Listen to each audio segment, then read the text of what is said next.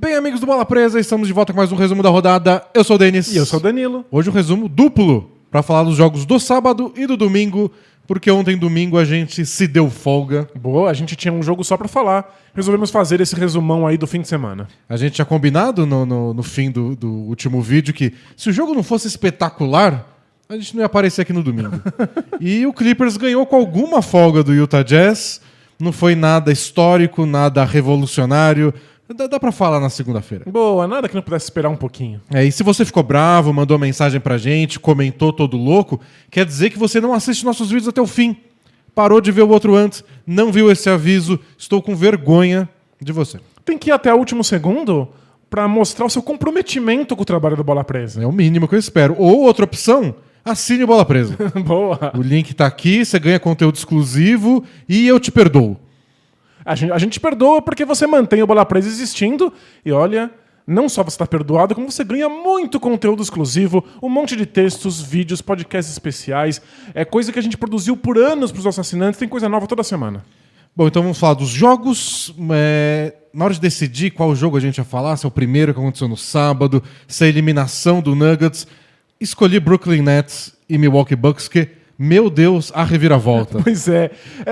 Não liga muito pra linha temporal, não. Pensa que o fim de semana é um dia só. É uma coisa toda. Bom, vamos lá. Brooklyn Nets e Milwaukee Bucks. Tava 2-0 pro Nets. 2 massacres. E aí o Bucks ganhou o jogo 3. Um dos jogos mais esquisitos dos playoffs. Placar baixíssimo. Jogo feio. E a gente falou no resumo aqui que a gente nunca tinha ficado, ou pelo menos eu falei, né? Que nunca tinha ficado tão... pessimista por um time que acabou de vencer um jogo. Que não parecia que o Bucks tinha solucionado nenhum dos problemas deles. Só que o Nets jogou mal, e o placar foi baixo, o jogo foi todo amarrado, e no fim o Jrue Holiday conseguiu aquela bandeja que se ele tivesse errado, tava 3-0 pro Nets. Os dois times se engalfinharam, caíram na lama, e de repente o Bucks saiu da lama vencedor. E a gente mal sabe como aconteceu. E aí começou o jogo 4, e o Nets abriu uma vantagenzinha, eu falei, acho que já era isso aí. O Bucks... Até achei que o Bucks começou melhor esse jogo 4. E o Nets estava na frente mesmo assim. Eu falei, eu não sei se... Não é bom sinal, é? Aí, de repente, no segundo quarto, o Milwaukee Bucks começa a fazer uma chuva de bolas de 3 pontos, vira o jogo e durante a virada... Tipo, eles tinham acabado de abrir acho que 3 ou 4 pontos de vantagem depois de conseguir essa virada. Kyrie Irving cai em cima do pé do Antetokounmpo. Tem uma torção muito feia. Foi horrível, né? Foi bem forte de assistir e saiu do jogo. E aí o Harden não voltou. Não parece que vai voltar tão cedo. Irving saiu com uma bela de uma torção. Ele saiu do ginásio de botinha e muletas. O que é péssimo sinal. Não quer dizer que ele quebrou nada. Aliás, os exames eram negativos para qualquer tipo de rompimento, tudo. Mas não parece que vai voltar tão cedo. E aí o Bucks foi lá, aproveitou esse momento para abrir uma vantagem, ganhou o jogo, tá tudo empatado e Kevin Durant está sozinho. Pois é. No meio desse quarto, o Bucks já tinha feito mais bolas de 3 pontos do que no jogo anterior inteiro. Não, os números são ridículos. Porque no primeiro jogo, eles fizeram 6 bolas de 3. No segundo, 8. No terceiro, 6 de novo. E ontem, 16. Pois é, eles já tinham 8 no quarto, e aí depois o Kyrie Irving torceu o pé. Foram 5 no primeiro período, 6 no segundo período, somando 11 no primeiro tempo. E o aproveitamento não foi tão bom, porque eles acabaram com 16 de 47. O máximo que eles tinham tentado nos outros jogos era 31. Eles tentaram 16 bolas a mais. Mas o aproveitamento ruim veio mais no segundo tempo, no fim do jogo, quando a diferença já estava confortável para eles. E as bolas de 3, essas 11 no primeiro tempo, foram muito importantes para tirar essa vantagem que o Nets abriu logo de cara. Não que foi colossal a vantagem, mas tipo uns 10 pontinhos. E o Bucks conseguiu cortar esses 10 pontos e virar com essa chuva de bolas de 3 que eles não tinham tido até agora nos playoffs, para falar a verdade. Porque até contra o Heat o aproveitamento não foi grande coisa. Pois é, e essas bolas de 3 do Bucks foram muito importantes durante a temporada regular para que eles cortassem vantagens dos outros times ou para que eles abrissem vantagens que fossem intransponíveis para os adversários. E não estava caindo nessa pós-temporada. E alguns arremessos bons. Não foram todos os jogos que eles criaram arremessos ruins. Claro que o Antetokounmpo não ajuda essa conta, né? Todo jogo ele tá acertando 1 de 8. Mas... E todo arremesso que o Antetokounmpo tenta, mesmo os livres, são ruins. É, Né? São errados. Os companheiros estavam achando alguns arremessos decentes, que eles costumam acertar, e só não estava caindo. Ontem, é muito impressionante como o psicológico pesa, né? Um acerta, outro acerta. Fala, não, agora eu acerto também. E ele precisa acertar, senão a conta não fecha. Porque o Nets é um time que cria vantagens, eles arremessam muito bem. Se não arremessa bem de 3 pontos para contrabalancear isso, você não tem chance. E é por isso que o Bucks conseguiu cortar essa vantagem de 10 pontos que o Nets construiu. E aí, a partir disso, todo o jogo psicológico da série virou. Nossa, eu achei que o Nets ficou muito abalado. Achei que eles jogaram muito mal depois que o Kyrie Irving saiu, de tomada de decisão, ou a parte mesmo de se entregar. Lembra do Blake Griffin se jogando no chão pra roubar a bola nos 2 primeiros jogos? Não teve nenhuma jogada marcante assim pro Nets, nem pra ser simbólica, sabe? Um lance que... Teve uma jogada que eu achei muito emblemática de como o Nets derreteu. Eu não lembro o que aconteceu exatamente no ataque do Bucks, mas alguém caiu no chão e ficou. E aí o Nets teve um ataque 5 contra 4.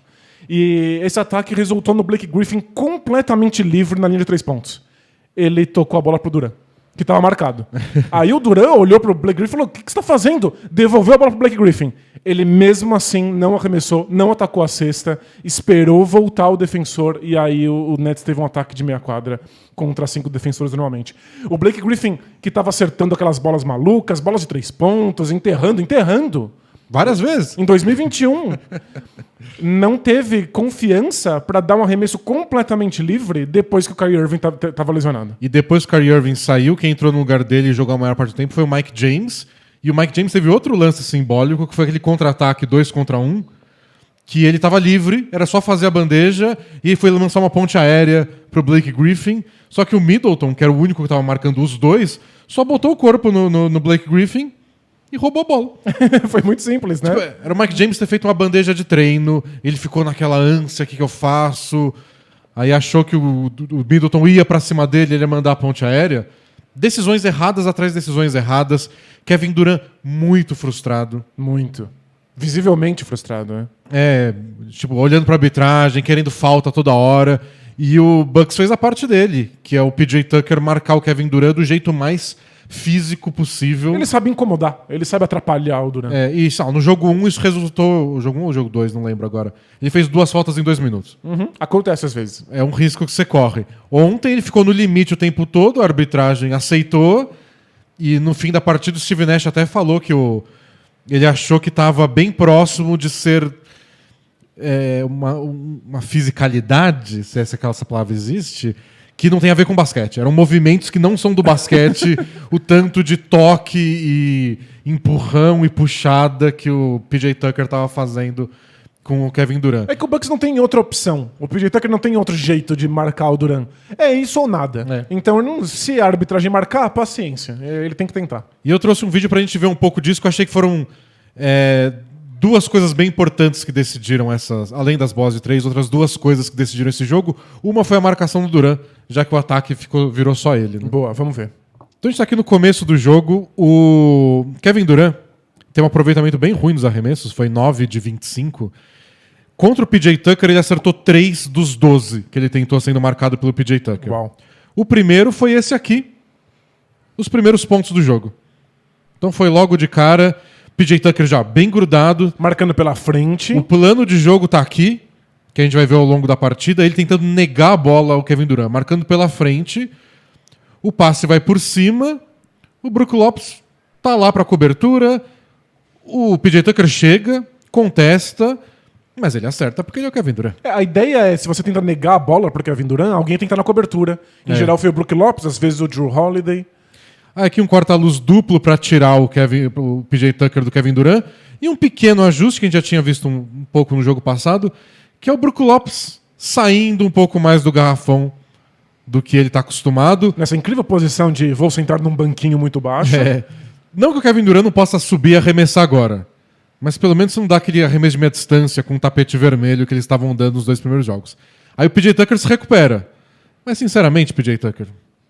Te falta aí outros 3 de você, um em cima do ombro do outro. E aqui, ó, 8 minutos faltando para acabar o primeiro período. A gente já viu 2 arremessos do Durant na frente do PJ Tucker. Até o fim do jogo ele vai acertar mais um. Uau. Então, Impressionante. começou com o PJ Tucker fazendo o plano dele e o Durant acertando. E o difícil é você confiar no plano, né? Eu achei que isso ia acontecer o jogo inteiro. Mas eventualmente o Kevin Durant começou a errar. Aqui, ele bem grudado nele, com a mão no corpo. Isso pode ser uma falta a qualquer momento. Esse tapa que ele tenta dar na bola. Olha, ele vai baixar o braço direito. Isso pra pegar no braço dele ser falta. Mas ó, dá certo, cobertura do Bobby Portis. Durant putaço, que ele acha que foi falta. E não é só que é muito arriscado você descer o braço quando o Durant tá passando aquela bola. O Durant é especialista em cavar faltas nisso. Mudaram a regra por conta disso, né?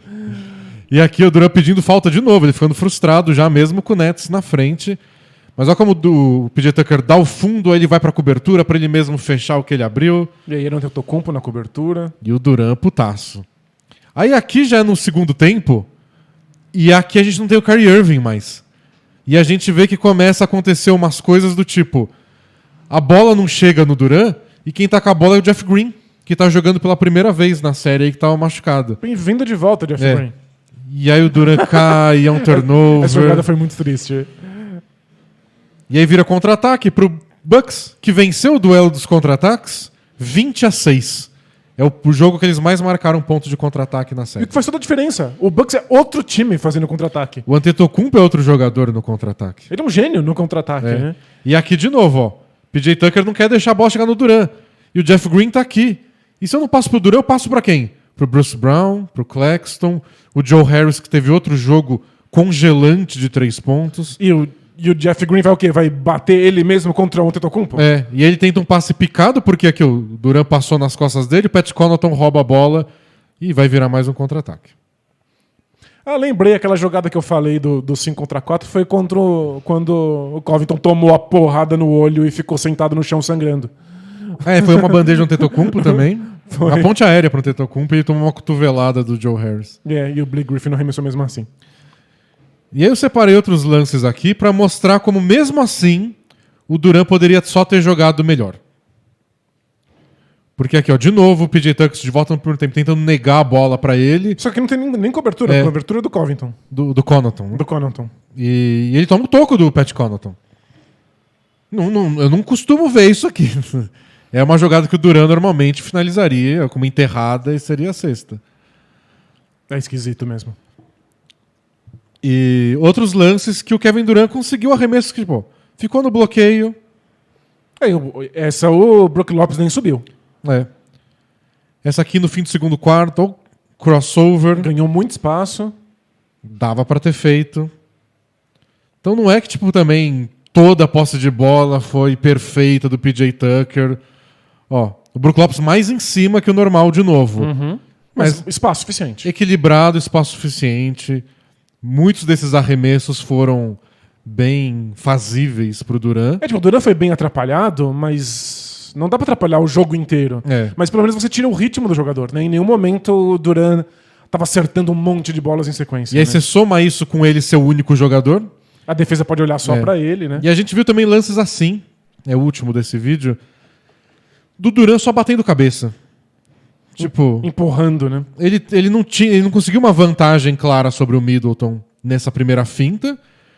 E ele podia ter voltado, feito vários pick and rolls, igual ele fez nos 2 primeiros jogos. Ele tentou arremessar por cima, tomou um toco no arremesso, também coisa raríssima pro Durant. Ele tentando parar uma sequência de 10-0 do Bucks na marra. E não foi. Tem isso, o Nets não sabia como parar essas sequências e ninguém mais queria arremessar. Era isso que a gente estava falando sobre ver o Nets em situações de adversidade. É muito fácil você arremessar bolas livres sendo o Blake Griffin quando você está 15 pontos na frente. Outra coisa é estando 15 pontos atrás. E aí os coadjuvantes começaram a jogar mal também, mas eles não tinham mais os arremessos que eles tinham. É difícil pro Bruce Brown ter todos aqueles corredores livres se eles não estão preocupados em marcar o Kyrie Irving. O Irving criava vários desses passes. Então, não sei, o Nets sobreviveram muito tempo com 2 estrelas ao invés de 3. Quaisquer 2. Escolha 2. Mas uma só. E calhou de sendo o Kevin Durant, que é o jogador menos disposto a ficar com a bola na mão o tempo inteiro criando para os outros. Ele gosta de jogar sem a bola. É uma coisa que a gente vê com o Clippers às vezes, tipo, o Kawhi Leonard não é o Luka, o LeBron. Eles não são criadores de jogadas, exatamente, né? E aí eles podem fazer, eles vão ser forçados a isso e dá certo várias vezes. Não é o plano A, nem o B, nem o C. Não é o jeito com que os outros jogadores do Nets estão acostumados a funcionar. E funcionam melhor, né? E eu tô curioso para ver como vai ser o próximo jogo. O Durant entrando em quadra sabendo que ele precisa disso. Como o Nets vai se adaptar. E se não se adaptar, eles perdem o jogo e vão estar 3-2 contra pro jogo 6 em Milwaukee. E aí provavelmente volta aí o Harden ou o Irving. Em que condição? Quão confortáveis eles vão estar em quadra? Eu acho que o Irving não volta tão cedo, não. E o Harden, a palavra do Nash depois do jogo foi: isso não quer dizer que a gente vai acelerar a volta do Harden. Segundo ele, são lesões independentes. A gente trata cada lesão como se a outra não existisse. Então, nossa, bem complicado. Pra gente ver como as coisas mudam bem rápido na NBA, porque outro dia parecia que o Bucks não tinha resposta pro Nets. E isso depois de uma vitória do Bucks. E de repente, talvez eles nem precisem ter uma resposta para aquele Nets, porque ele não vai existir mais. Pode ser. Eu sei que é triste que o responsável por isso seja uma lesão, mas os times que são campeões precisam lidar com adversidades e às vezes a adversidade é que você fica sem algum jogador. E vai um pouco de sorte também, porque praticamente todo time lida com lesão. Acho que só o Suns não tá com lesão nenhuma. Mas sobreviveu aí alguns jogos com o Chris Paul com o ombro baleado. Então tem essa sorte de teve a lesão e ele se recuperou a tempo. E o time sobreviveu na série quando ele tá machucado. O adversário teve uma lesão, também é uma loucura. Mas o Bucks tem a lesão do DiVincenzo. É um pouco de sorte, entre aspas, que é o DiVincenzo e não o Chris Middleton. Seria muito pior, claro. Mas todo o time tá perdendo gente e às vezes você tem que dar sorte de perder um cara que é substituível. Mas a história da NBA é contada assim. E quando o Nets se montou desse jeito, sabia que dependia das suas estrelas. É um time extremamente dependente de alguns dos melhores arremessadores de todos os tempos. É claro que isso cobra um preço caso você tenha aí uma diversidade desse tipo, né? Mas só para não ficar só na conta da lesão e da marcação do PJ Tucker, teve outro ponto que eu ia falar que foi decisivo, que foram os passes. Eu achei que o Bucks foi muito mais criativo no ataque, não ficou tanto no mano a mano. Se eles tentaram mais de 40 bolas de 3 pontos, é porque eles estavam passando a bola, né? Tem uns números. Eu separei várias jogadas pra gente ver, eu não vou analisar todas, mas acho que vale a gente assistir. Bora. Eu achei que o começo do jogo o Bucks já mostrou isso, mesmo com as bolas não caindo. Então aqui, primeira posse de bola do jogo, o Antetokounmpo, em vez de ir pro mano a mano com o Blake Griffin, passa pro PJ Tucker, faz um corte pro outro lado. Enquanto isso, o Jrue Holiday faz um bloqueio nas costas do Bruce Brown pro Chris Middleton vir pra esse lado. Aí o próprio Jrue Holiday vai receber um handoff do Antetokounmpo. O Antetokounmpo quase não fez nada e surgiu um arremesso de 3 pontos livre. Foi uma jogada, fez o Nets tomar decisões. Ó, o Bruce Brown aqui, depois que recebe o bloqueio do Jrue Holiday, apontando. Tipo, ele ficou com o Middleton, o Kyrie Irving falou, mas não, o Jrue Holiday tá livre. É um erro do Nets isso. Isso, aconteceu alguma coisa, você dá a chance do Nets errar. E aí o Jrue Holiday foi lá e errou o arremesso. Porém, tudo bem. O arremesso livre. Se isso sempre acontecer, eventualmente vai valer a pena. Fora que você vai dando nó na cabeça do Nets. O Nets começa a ficar com medo de marcar, né? É que o Antetokounmpo fazendo um pick and roll, os números não estão tão lindos dele fazendo bloqueios, mas você cria uma infiltração, era pra ter sido uma cesta. O Antetokounmpo tava só descalibrado. Ele pegar a bola em movimento é muito melhor do que ele começar o movimento depois. E aqui, ele vai pra cima do Blake Griffin? Não. É o Jrue Holiday fintando o Irving pra receber o passe por trás, não recebeu. E já que essa jogada não deu certo, cria outra com o Middleton. Faz um corta-luz. Não caiu de novo. Não caiu nada. 9-2 pro Nets, parecia que não ia dar, mas o ataque do Bucks não era o mesmo. Sim, já tá transformado mesmo. Quer dizer, transformado de volta pro que a gente acostumou a ver na temporada regular, né? E aqui essa jogada foi a primeira cesta de verdade deles. E foi uma jogada bem legal, porque, de novo, é eles botando o Nets em situação de tomar decisão. Então, quando o Middleton manda a bola pro Brook Lopes... Eles têm que decidir quem é que vai cobrir esse arremesso, né? E 2 jogadores vão. Não devia ser isso. Devia ser um só. É o Brook Lopes de 3, também não é tão amedrontador. Tiveram que tomar uma decisão e erraram. Aí passa pro pro Middleton, aí o Antetokounmpo se mexe, você tira proveito da decisão errada do Nets. Então a ideia é isso. Faz qualquer coisa pro Nets poder dar uma quebrada.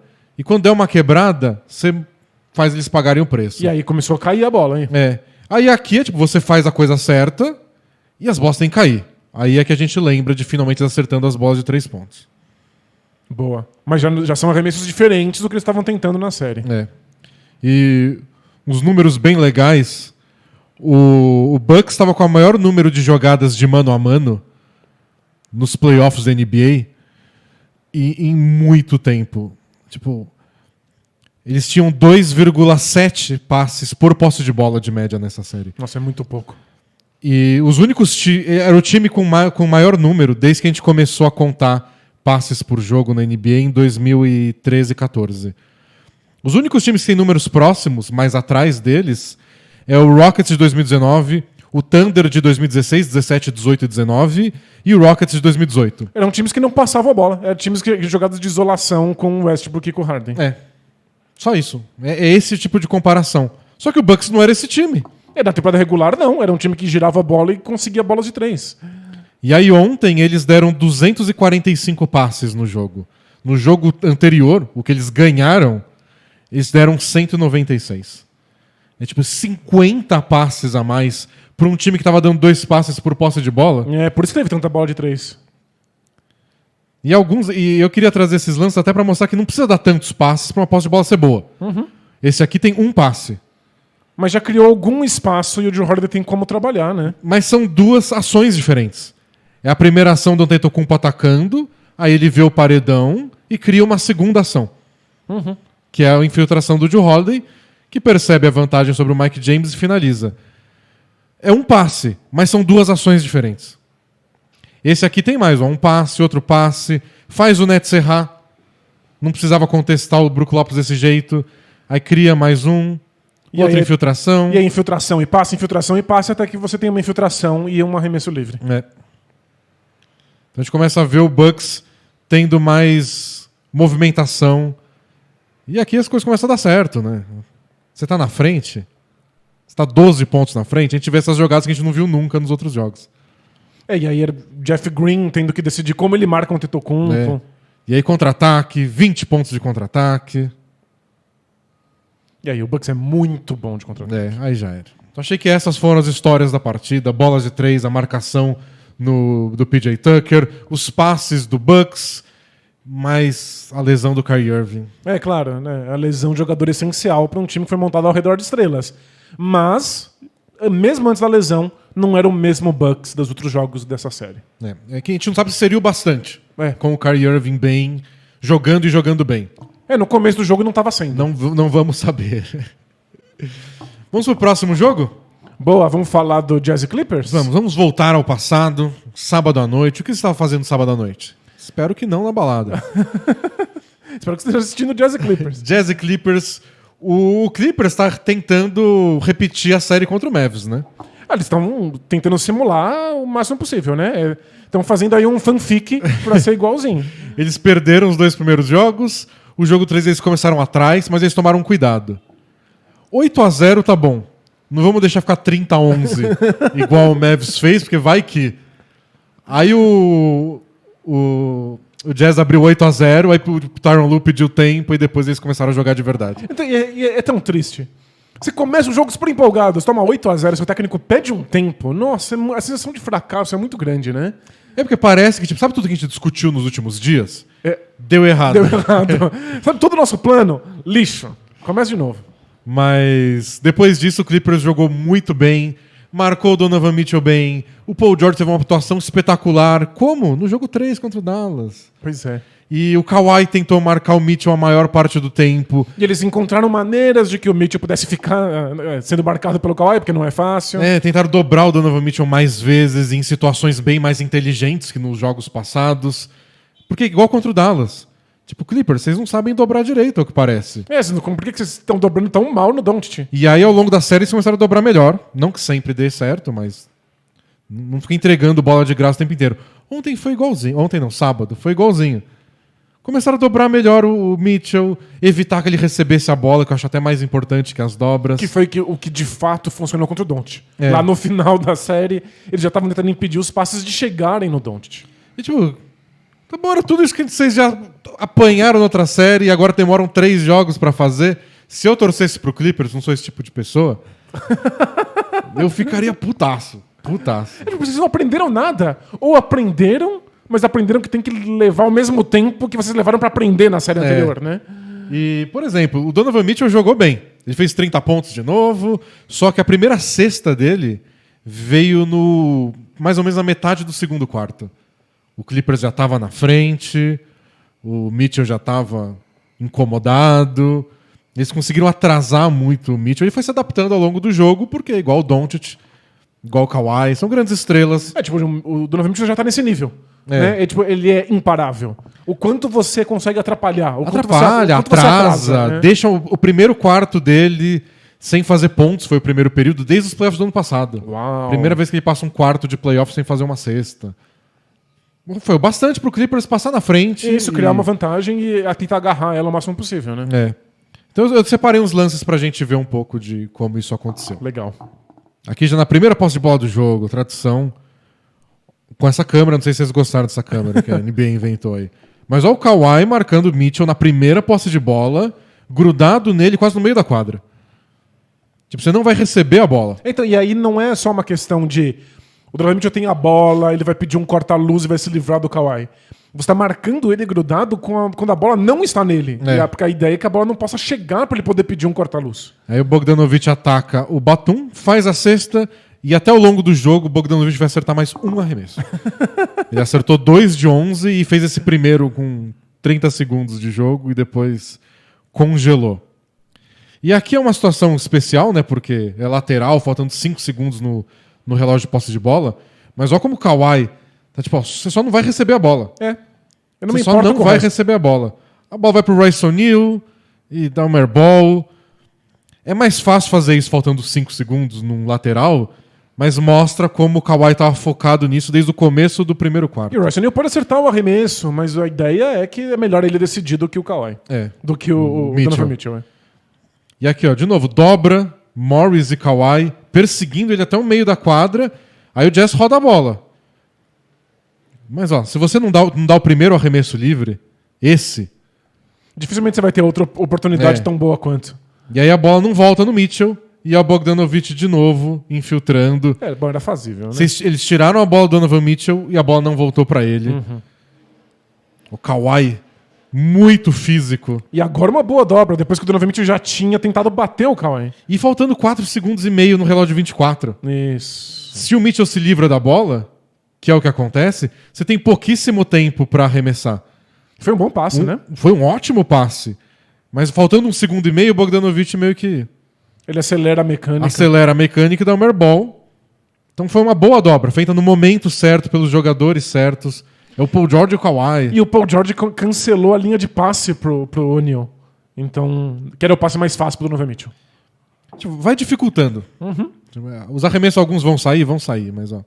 E aqui é o Kawhi saindo do outro lado do corta-luz. É. Aí já é novidade, hein? Então, é outro plano. Porque nesse caso, eles fizeram no jogo passado, que é o Kawhi marcando o pivô. Porque se o Mitchell chama o corta-luz do Gobert, ou nesse caso do Favors, aí tem a troca. E aí E aí ele fica. o Red Jackson volta, né? Né? E aí vira uma dobra. E ó, belo passo do Donovan Mitchell de novo. E virou uma bola de 3. Ele tá muito bom em acertar esses passes pra zona morta oposta. É. Mas o Clippers não desistiu de fazer porque rendeu umas bolas de 3. Se a dobra é bem feita, vale a pena. E ó, isso aqui também foi esse aqui foi mais novidade, eu achei. É o Kawhi vindo agora, né? O Kawhi não tá nem no Mitchell, nem no pivô, que é o Favors. Mas olha como ele fecha o garrafão e cede um arremesso de 3 Pro Royce O'Neal. pro Royce O'Neal. Que é capaz de acertar, que pune às vezes, mas o Mitchell não vai entrar no garrafão. Perfeito. Você tem que fazer escolhas. Né? É. Você não vai fechar tudo. Esse aqui, ó, que legal. O Kawhi tá nele, o Paul George chega, ele tá marcando o Ingles. E os dois ficam. Você que acerte o passe pro Ingles aí. O Ingles é um dos melhores arremessadores da NBA. Parece meio loucura. Mas dessa vez deu certo. Com turnover ainda. Então eles estão bem confiantes nessa ideia de vamos tirar o Donovan Mitchell do jogo. Ó, de novo, ele acertou essa. Ele passa pelo Red Jackson, o Kawhi já dá um pique, não importa onde o Kawhi esteja, né? É. Muito mais cobertura nas infiltrações do Donovan Mitchell do que a gente viu nos 2 primeiros jogos. E aqui, uma vitória pessoal pro Clippers. O Zubat. Que é o toco do Zubat, que é um matchup que deu tão errado nos primeiros jogos. Pelo menos dessa vez foi Zubacão. E ficaram felizes por ele. Achei que foi um ajuste bem importante dessa série. Somado com o outro, que foi tirar o Zubat do time titular, voltar com a formação que começou o jogo 1 dos quintetos mais baixos, com o Batum titular, e tentar ficar brincando com o Gobert. Tirar ele do garrafão, ver se o Batum acerta a bola de 3, e acertou 4 bolas de 3. O small ball do Clippers é muito mais eficiente no ataque. A questão é defensiva. Mas nem sempre o Zubat funciona na defesa também. Então, eu esperava que o Zubat estivesse jogando ainda menos nessa série do que ele tá nesse momento. Eu também achei. E eu separei uns lances pra gente ver bem rapidinho de como isso acontece, de você tirar o Gobert do jogo. Esse aqui é a posse de bola pra gente ensinar os planos de jogo. Porque, ó, os 5 jogadores do Clippers estão abertos. Os 5 fora da linha dos 3 pontos. Isso é o small ball, né? Você não tem um pivô tradicional, você não tem ninguém dentro do garrafão. E o Gobert, em teoria, marca o Batum, mas na verdade tá deixando o Batum livre, porque ele quer fazer essa cobertura e uma possível infiltração. O Gobert quer ficar onde ele é efetivo defensivamente, isso é perto do aro. E aí o Paul George tinha o passe pro Batum lá, ele decide no mano a mano mesmo. Então nessa posse de bola... Tudo bem, mas eu achei que é legal pra gente ver o posicionamento. É isso aqui. A série é isso quando o Clippers está no small ball. Perfeito. E aí a ideia do Clippers é o que a gente faz pra tirar o Gobert daí do meio pra gente poder infiltrar. E aí tem vários jeitos. Um deles, o mais óbvio, é passar pra quem ficou livre. Isso, você passa pra zona morta, o Gobert tá abrindo mão. E aí se o Batum estiver acertando, ele pune o Gobert. Outro é forçar o Gobert eventualmente a sair do garrafão. Tipo, você vê que ele deixa o Batum receber a bola livre, mas dessa vez quando ele recebe, ele parte. Porque aí é diferente você deixar o cara livre pra um arremesso de alguém que infiltrou e deixar o cara livre batendo bola na sua frente, né? E aqui o Gobert ainda fica distante o bastante pro Batum ficar à vontade de só subir e arremessar. E acertou outra bola de 3. Então já é incomodando. Essa aqui, ó. O Clippers tem o Gobert marcando ninguém, mas eles percebem que o Clippers não está tirando vantagem disso. Então um jogador, nesse caso o Patrick Beverley, se movimenta para esse espaço vazio que ninguém está marcando. E no jogo passado a gente viu o Gobert dar um toco no Beverley num lance desse. Ele chega a tempo às vezes. Mas dessa vez ele foi muito seco. Deixa o Beverley arremessar, né? E o Clippers está preparado para isso. Sabe que o Gobert tem que se movimentar. Quando o Gobert se movimenta, é o pior Gobert. E teve um lance bem parecido depois com o Terrence Mann. O Terrence Mann também se movimenta para esse canto. O Gobert vai muito seco. E aí eles acabam sofrendo uma falta que o Zubat tomou um tapa na orelha. Mas foi uma infiltração não muito contestada e com o Zubat bem posicionado para o rebote ofensivo. Não sei se o Gobert foi muito inteligente nessas corridas desesperadas, porque não era nem o Marcus Morris, era o Terrence Mann e o Patrick Beverley. Não sei se foi o jogo mais brilhante do Gobert. Às vezes tem que deixar arremessar, né? E aqui ele saiu de novo, mano a mano com o Red Jackson. E ele tenta, né? Mas Quando ele infiltra, eu acho que ele defende bem assim. Tipo, ele já tá equilibrado. A diferença para os outros lances é que ele veio correndo. E aí se ele viesse correndo, o Red Jackson dá uma finta e infiltra. Aqui não, aqui ele conseguiu se manter e atrapalhar, aí tudo bem. Ele tem um bom jogo de pés. A questão dele é só que movimentar 8 metros de altura não é fácil. E aqui eu achei legal essa jogada, porque o Gobert não tá marcando o Batum. Ele tá fechando o garrafão. Mas olha como ele bota o corpo um pouquinho aqui pro lado pra fechar a linha de passe. Porque parece que o passe tá vindo, né? E o Kawhi fala, beleza, vai me dar esse espaço? Tipo, seja mais inteligente que isso também, Gobert. E essa é a minha jogada favorita de todas. Que é a mesma situação do começo do jogo, o Gobert marcando o cara que não tá sendo marcado aqui do outro lado, mas ele quer marcar o Kawhi. porque o Kawhi tá sendo marcado pela frente pelo Donovan Mitchell. E ele vai receber esse passe por cima, né? Então o Gobert tá aqui pra fazer o sanduíche. Quando ele dá o passo pra cá, a bola vai pro outro lado. Aí ele corre. Aí o Paul George recebe. E aí a infiltração ocorre no único momento que o Gobert não tá fechando o garrafão. Coitado, o Gobert teve que correr de um lado pro outro e em algum momento que importou, ele não tá onde ele deveria estar. Ele tentou marcar uns 3 jogadores diferentes, em 3 posições diferentes. Foi, voltou, foi, e aí... Não dava mais tempo assim dele que voltar. ele sai do garrafão, o Paul George entra em terra. Não tem como. Se o Gobert corre pra zona morta, ele nunca vai voltar pro garrafão a tempo. É muito difícil. E quando ele sai do garrafão, eu acho que ele não pode sair muito desesperado. A gente viu o Beverly e o Terrence Mann passando. Mas se ele não sair desesperado, ele não chega. Ele tem que marcar com 3 dias de antecedência pra Tem chegar. que marcar antes no aplicativo. Você tem que pôr no calendário. Mas foram soluções legais aí que o Clippers encontrou pra jogar melhor. Tiveram um aproveitamento melhor nos arremessos de fora também. Foi até engraçado que a gente comentou, né, que essa série é o time das quantidades do arremesso de 3 contra o aproveitamento. Os dois acertaram 19 bolas de 3. Tanto o Jazz quanto o Clippers. O Clippers chutando 36. O Jazz 44. É isso, né? O aproveitamento levou a melhor nessa. É. Bom, vamos pra série que acabou? Boa, vamos se despedir do Denver Nuggets. Tchau, Denver Nuggets. Infelizmente foi varrido, tomou um 4-0 aí do Suns. Jogo muito parecido com os outros, mas com uma diferença. Assim como a gente pediu, e não só a gente, porque era mais óbvio do que isso, Will Barton titular, o Monte Morris titular no lugar do Campasso e do Austin Rivers, para ver se dá uma chacoalhada, né? Eles foram melhores no último jogo, junto com os titulares. Será que isso era o bastante para o Nuggets conseguir não ser atropelado pelo Suns pela 4ª vez seguida? Acho que foi o suficiente para o time melhorar. Eu achei que deve ter sido a melhor partida do Nuggets contra o Suns nessa série. Eles tiveram muito mais movimentação ofensiva, os dois foram super agressivos. Eles, inclusive, saíram um pouquinho melhor marcando o Chris Paul. O problema é que não fez nenhuma diferença. Eles ainda perderam o primeiro tempo, o jogo ainda saiu da mão no terceiro quarto. Eles ainda não conseguiram impedir o Chris Paul de pontuar quando quisesse. Foi mais difícil, mas não bastante. E assim como na série contra o Lakers, na primeira rodada, o Suns pegou esse jogo que era se a gente ganhou, acabou. Os Elimination Games, que eles chamam. Falou, vamos jogar melhor ainda do que a gente tá jogando? Tipo, o Devin Booker...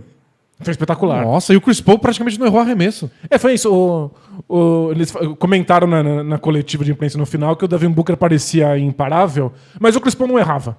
Então... São 2 jogadores que se você não presta muita atenção no jogo, você acha que eles não erraram nenhum arremesso. O Chris Paul foi quanto de aproveitamento? Foi 14 de 18? Foi um número... Chris Paul 14 de 19.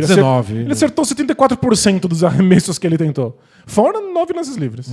O Devin Booker ainda esfriou um pouco depois, né? Ele teve um primeiro tempo melhor do que o segundo, né? Mas mesmo assim, ele foi importante para abrir a vantagem no começo, aí começa a bater o desespero. E o que me deixou muito frustrado e que... Mais frustrado que o Jokic? O Jokic ficou bem frustrado, né, com a coisa toda. Inclusive fez uma falta de frustração, desceu a mão.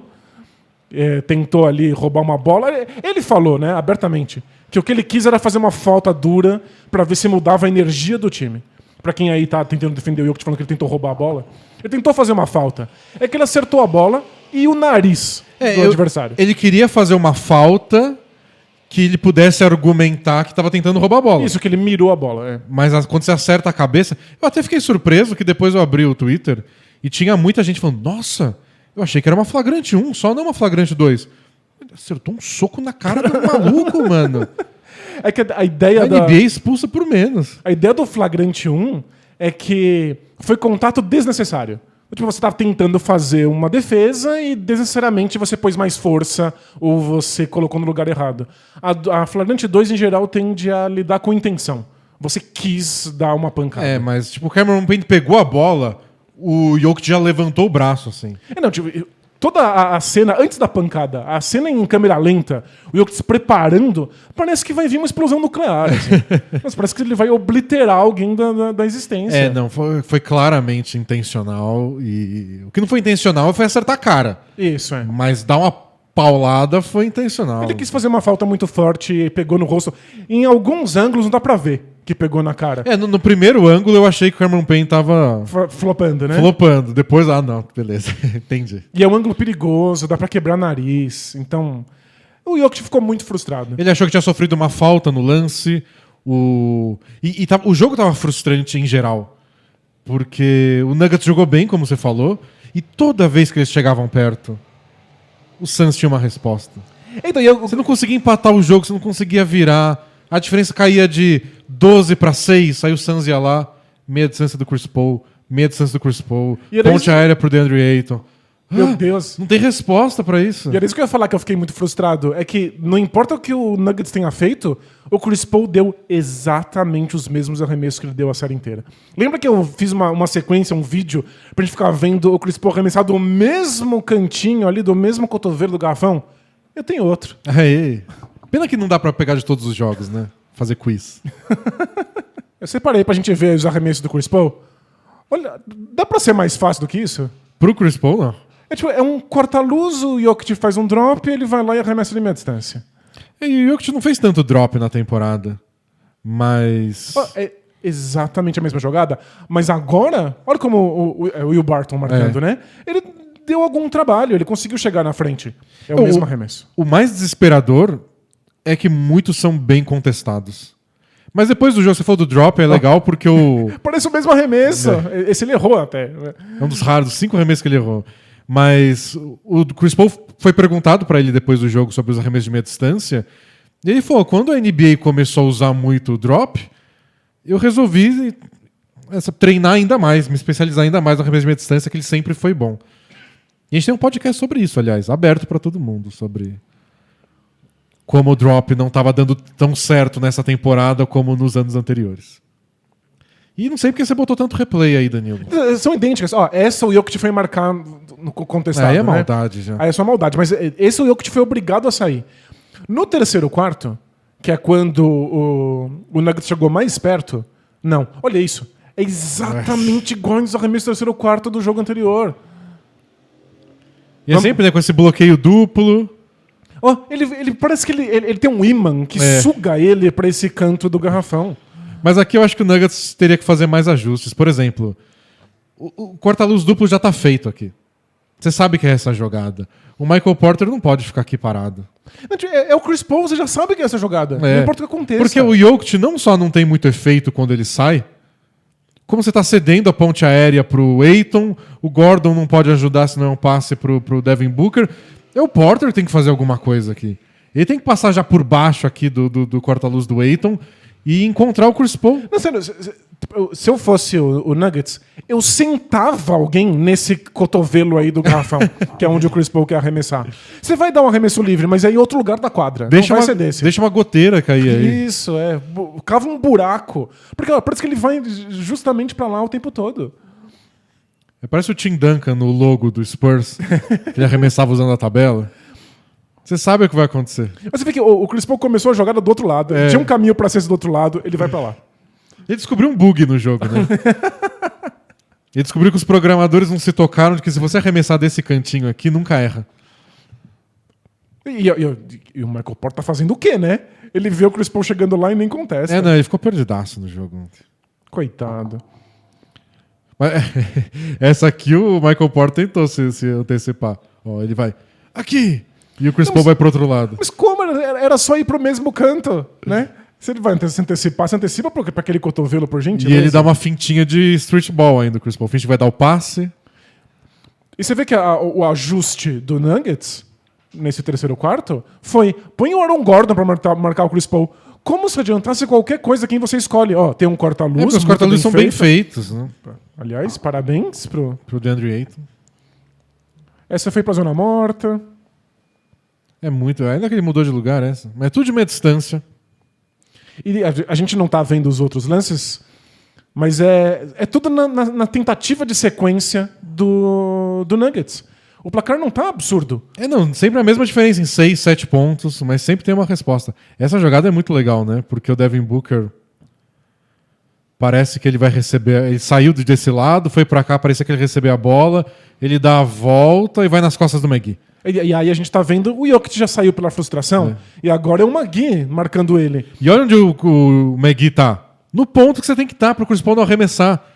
Tem um bloqueio vindo por trás. E aí vira é uma bandeja. Aí o Michael Porter, de novo, ele teria que ter visto esse bloqueio pra cobertura. Parece que todas as cestas que o Chris Paul arremessou foi em cima do Jokic ou do Michael Porter. Não parece? Ou por causa deles. Tipo, foi livre, mas por causa de um dos dois. E aqui, quando precisou fechar o jogo, ainda teve roubo de bola. O Chris Paul ainda saiu super bem na defesa. Não, foi um jogo espetacular do Chris Paul. Mais um. Os únicos jogos dos playoffs que ele não foi muito, muito bom é porque ele estava machucado. E aqui foi a última. Depois desse arremesso, o Nuggets não tinha mais chance. Não, o Suns está num nível, sinceramente... É pro Nuggets sair frustrado por ser 4-0, por ser meio azedo ver o MVP Jokic ser expulso no último jogo. Foi uma despedida meio sofrida. Mas, de verdade, sem o Jamal Murray, no nível que o Suns está jogando, eles nunca tiveram chance. Eles não tiveram, mas podia ter sido bem melhor do que isso. Ser varrida é uma mancha para eles. Mas ganhar a série, olha, do jeito que o Suns está jogando, mas, sinceramente. O Chris Paul acertou 14 arremessos. Eu aceitaria que ele tivesse acertado 40 arremessos que não fossem daquele mesmo lugar da quadra. Tipo, é inaceitável você assistir um plano de jogo e você não conseguir impedir que o Chris Paul arremesse do lugar em que ele quer. São 4 jogos com o Chris Paul fazendo o que ele quer. É meio desesperador. É muito frustrante. E mais frustrado que o Jokic, impossível. E foi a tentativa do Nuggets ali naquele terceiro quarto. Dessa vez, eles perderam todos os terceiros quartos dessa série por 10 pontos, né? Dessa vez eles perderam por 5. O terceiro quarto foi muito bom. Eles chegaram bem perto. Eles diminuíram a vantagem para 1 durante o terceiro período. Eles lideraram o jogo só no 2-0. Depois disso não teve mais. Mas eles chegaram a reduzir a diferença para 1 ponto no placar no terceiro período. Foi muito bom. E aí era Chris Paul acertando arremesso atrás de arremesso. Sempre que o Suns precisava de um arremesso, eles tinham alguma jogadinha ensaiada que ia dar uma boa jogada. E com esse nível de aproveitamento deles... Inviável. Ou só uma estatística curiosa pra gente terminar. Diga. Foi a primeira falta flagrante do Jokic, contando o flagrante 1 ou 2, nos últimos 345 jogos. São anos, né? Esse é o nível de frustração que ele tava. Bom, é isso? É isso. Nos despedimos do Nuggets, mas outras séries continuam. Falamos do Nuggets depois no podcast, para dar uma despedida, fazer todo o ritual. Mas a gente volta amanhã para continuar a nossa análise dos times ainda vivos que estão jogando os playoffs da NBA. Boa! Então, aperta o sininho aí, dá like no vídeo, para você ser notificado assim que entrar o vídeo amanhã. Se tem jogo da NBA, tem resumo do Bola Presa. Tirando assim alguns domingos aí. Às vezes acontece. Mas a gente se vê amanhã. Tchau! Tchau, tchau!